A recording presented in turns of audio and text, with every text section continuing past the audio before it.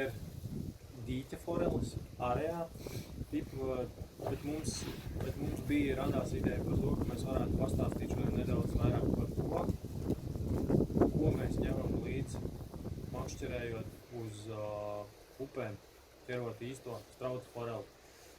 Tā kā Ivo ir nedaudz mazāk pieredzi šajā lietā, tad viņam ir radušies pāris jautājumi, kurus viņš man varētu uzdot, un es ceru, ka tas noderēs arī kādam citam un palīdzēs. Tā kā, bet, ja arī jums pēc tam rodas vēl papildus kaut kas interesē, tad droši rakstiet mums un risināsim jūsu lietas un jautājumus. Okay, es domāju, sāksim ar parastāko lietu, bez kuras makšķerēt laikam diezgan sarežģīti. Tas būtu kāds un spola. Pastāst, Artur, kam tu pievērs uzmanību izvēloties kātu vai spoli? Kas ir tas, kādu tieši tu ņemt līdzi? Kam pievērš uzmanību? Nu, īstenībā man laikam svarīgi nav tik daudz tā specifikācija kā tāda. Ir, teiksim, ja man jānosauc kaut kādu testu, tad tas pie mūsu upēm augšējais tests varētu būt 5 grami. Mans optimālais kāta garums varētu būt ap 2 metriem, plus mīnus 10 centimetri. Nu, tas tā vispārējai tieši konkrētiem šim ir 2 metri un augšējais tests ir 6 grami. Tas ir Blue Current, ja Manga Blanks. Es esmu atradis savu īsto kātu, bet tiem, kas meklē, tie atrod. Aizbrauciet uz veikalu, pašāmdiet, paskatieties, palasiet, kaut kādas atsauksmes noteikti ir. Tā kāta izvēle ir diezgan individuāla lieta, katram savs augums, katram savas vēlēšanās, kāds ir atradis savu teiksim, to fišku īsā kātā. Zinu, man džeki staigā ar 1,50 un 1,60 m gariem kātiem, un ir tādi, kas staigā ar 2,20 m un pat 2,30 cm gariem kātiem. Bet manā skatījumā svarīgi, lai kāda blanka ir vismaz fasta, vai ideālā gadījumā ekstra fasta, lai upē var savākt zivi, jo tur diezgan daudz ķērāja un līdz ar to tu nevar īsti viņu palaist brīvā dabā, kaut kā skraidāt, kā dīķī to var darīt, ja tev visu laiku ir jābūt kontaktam ar zivi un jāvar arī ar kādu viņu regulēt.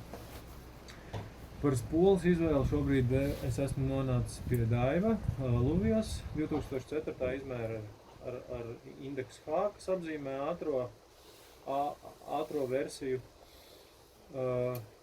Man ļoti iepatikās, nesen tikai sāku testēt un kaut kā iegūlu rokā un ir tas kontakts, ka tas ir manējais. Šitais komplekts ir tā kā mans. Bet noteikti sākotnēji arī neiesaku tērēt lielas naudas, patestējiet, paskatieties tie, kas grib pievērsties tādai lietai un meklējiet to savu tēmu un fišu. Okay. Kaut kā tas būtu galvenā, jā. Tālāk parādi, kas tev vispār tur labs sumiņā notiek? Maizītes, termosi, mānekļi, kas tev tur labs? Maizītes ir apēstas, kafija ir izdzerta šodien. Sāksim varbūt ar mānekļiem. Okay, ir jā. katrizēt. Tā, es izņemšu visu ārā, lai mēs varam pēc tam arī visu paskatīties.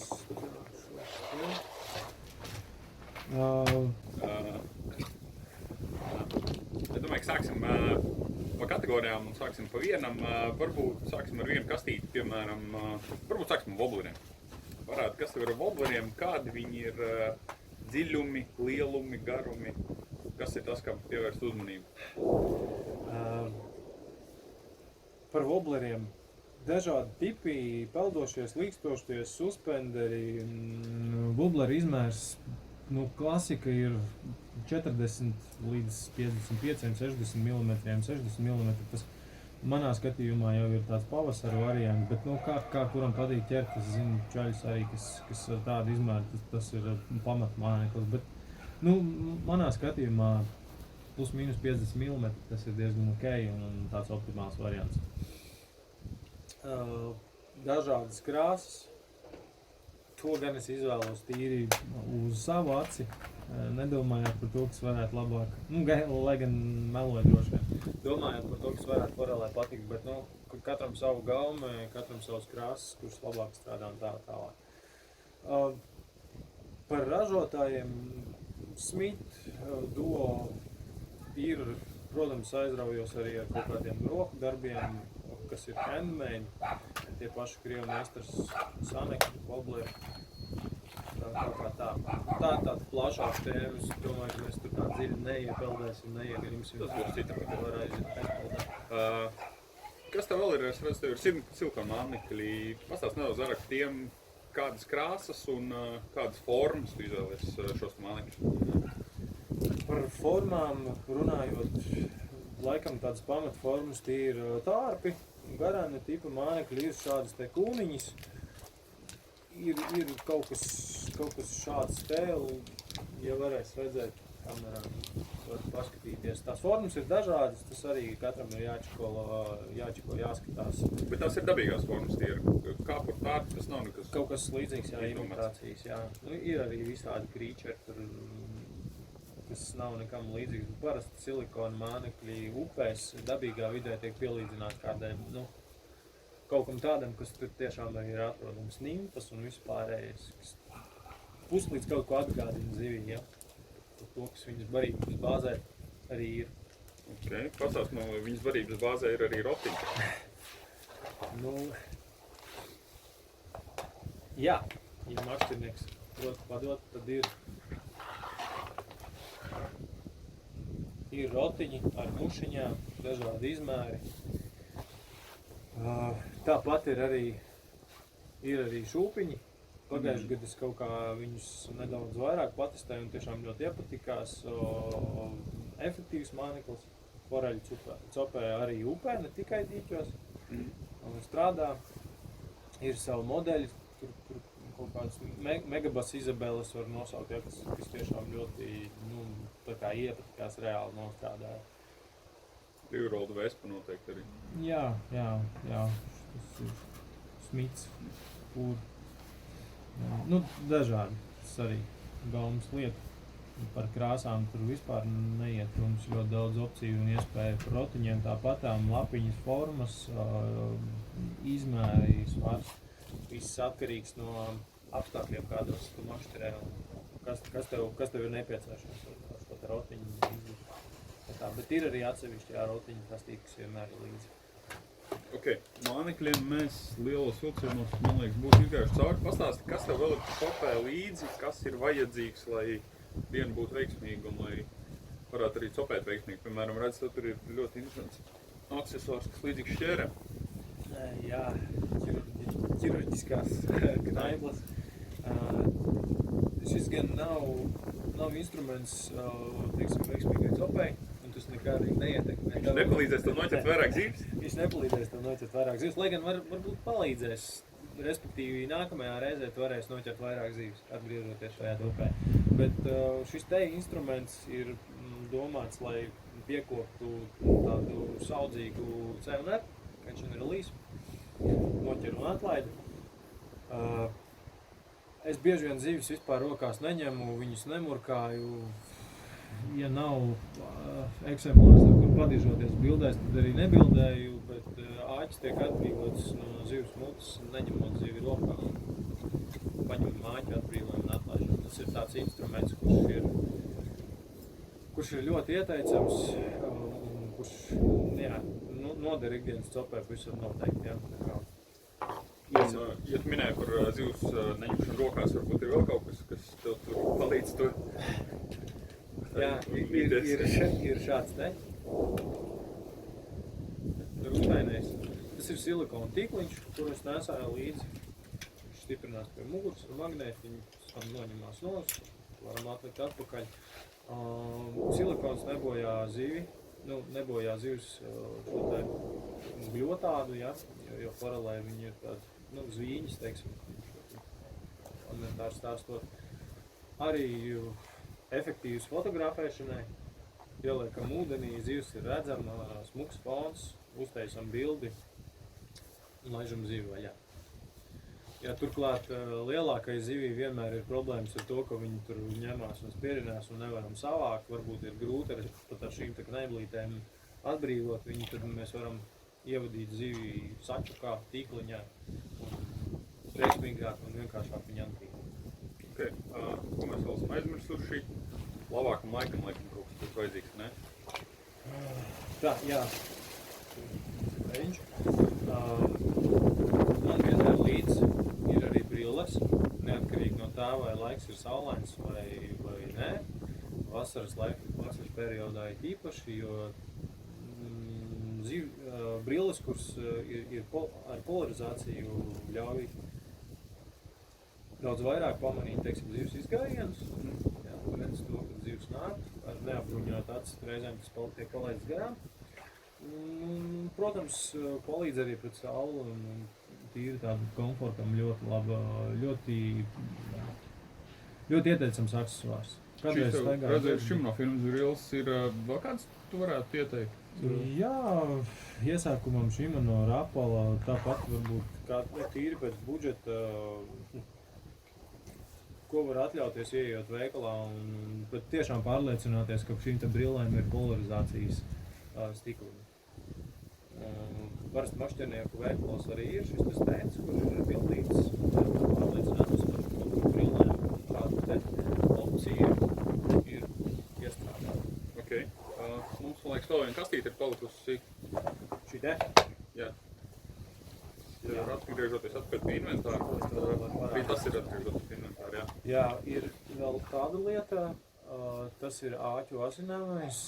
Upēs ir tāda problēma, ka ir dažādi ķērāji, ir akmeņi, ar kuriem ķeras āķi, un viņus pēc laika ir nepieciešams pārbaudīt un pārliecināties par to, ka jūsu āķi ir asi un teiksim, nevajadzīgi nebūs kaut kāda zivs neuzķeršanās.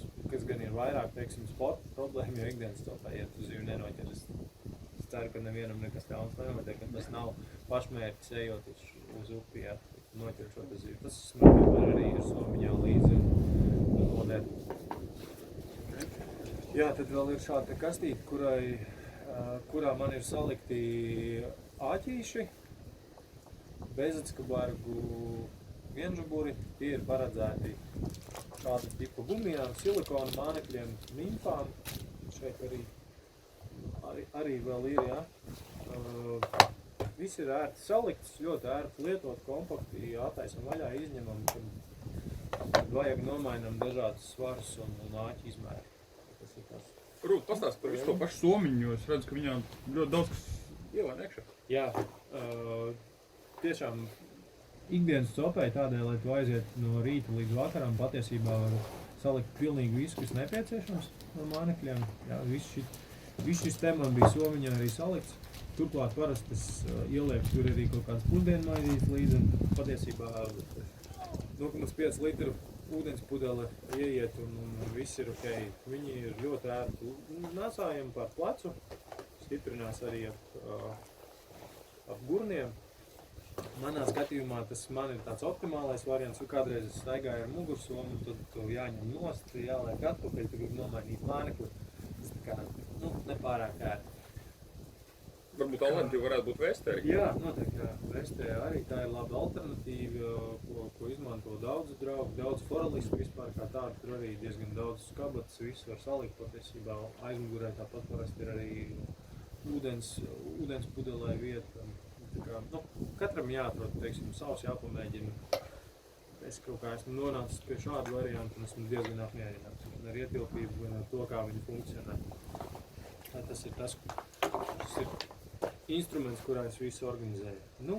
Pa lielam, tas arī viss, nerunājot par to, ka ir kaut kādas, teiksim, veidersi un jakas visu pārējais, bet tāds no pamata instrumentiem, pamata inventāri, lai sāktu foreļus opt, tas arī ir tas, kā tev liekas.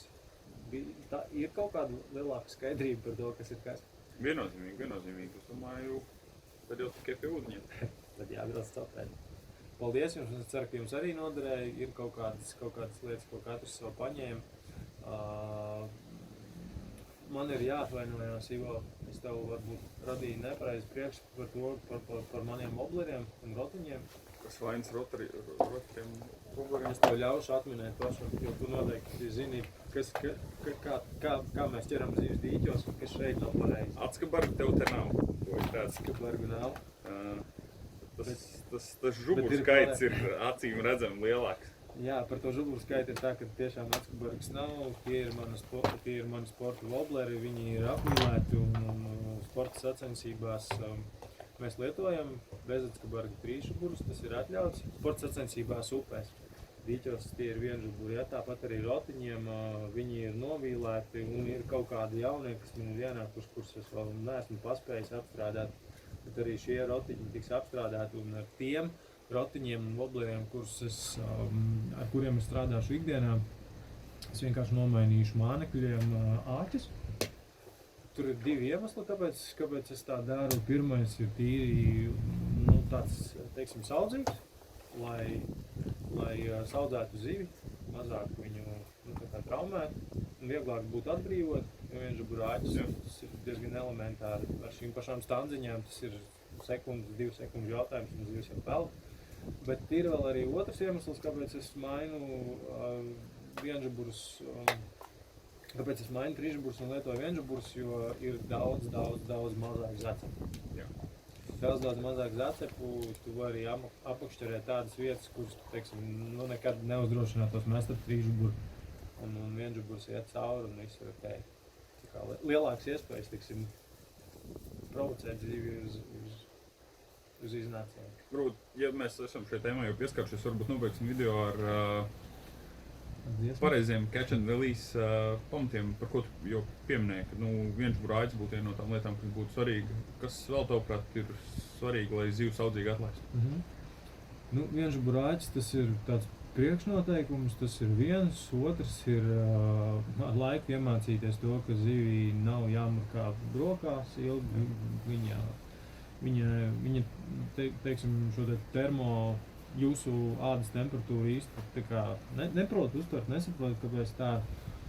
Ja arī nākas ņemt zivi rokā un nav citu iespēju, tad pirms zivs uztveršanas, ņemšanas rokā noteikti iesaka viņu saslapināt, upē, paslacināt. Tas ir viens, nevārtiet zivi pa smiltīm. Tas arī nav nekas labs, viņai beržās no šīs zvīņas un gļotas, kas aizsargā zivi no ārējās ietekmes. Tā ir otra lieta, tad lietojam šādas te standziņas. Lielisks instruments, kurš palīdz saudzīgi zivi atbrīvot. Un šis te silikona tīkliņš arī noteikti katram noder pirmkārt, lai nezaudētu trofejus. Un lai veiksmīgi nobildētu. Jā, lai veiksmīgi nobildētu un būtu, teiksim, ētisks bildes skaistas. Ja nesanāk tāpat viena ar telefonu, teiksim, zivi ūdenī, tad šis jums palīdzēs to izdarīt. Manuprāt, tie būtu tie galvenie ieteikumi, noteikumi, kurus ievērojot, mēs varam saudzīgi makšķerēt zivi. Paldies, Artur. Man liekas, kad pirmo reizi veiksmīgi aizbraukt uz Sopu. Manuprāt, šeit ir nosakts viss tas, kam ir jābūt. Šeit ir tāds komplekss gatavs, teiksim. Jā, šeit es tev piedod, ka es to pārtraucu. Šeit ir pat daudz, tas nav vajadzīgs, ja? Lai tur vēl gumijas un tur nevajag ņemt ārā. Pietiek ar dažām gumijām, dažiem rotiņiem, varbūt kādu wobleru testam. Testējiet to, kas jums patīk, mēģiniet jaunas mānekļus, tas ir Copis. Manā skatījumā tā ir Copis filozofija, kaut ko patestēt, izmēģināt kaut ko jaunu, paskatīties, kā strādā tas un kā kaut kādos momentos nestrādā citas lietas. Bet noteikti protiņi, wobleri, šulpiņi un gumijas, viens komplekts āķis un spola un kāds, un tas arī būs viss nepieciešams, vajadzīgs. Ok, es domāju, ka mēs plus mīnus visu arī esam nosaguši, ne? Jā, paldies tev. Paldies. Čau.